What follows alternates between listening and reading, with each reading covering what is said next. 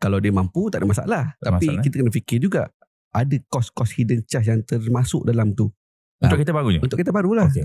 Kita kena tahu juga sebelum beli kereta tu, basically memang kena tahu daripada awal kan. Okay, dalam setahun ni Vios ni berapa kali kena servis kan? Dah tahu ke belum? Mungkin dia tak tahu. Dia ingat okay, setahun dia commute pergi kerja ulang balik 20,000 km setahun. 20,000 tu equal to 2 kali servis. 2 kali servis tu berapa kos dia? Berapa kos dia? Dia kena tahu basic tu dulu. And then ada juga brand yang kasih free service, ada yang tak bagi. Kalau dia dapat yang free service, alhamdulillah. Tapi kalau contohlah macam Honda kan, dia bagi interval dalam masa 3 kali servis, 1 kali free, 2 kali bayar.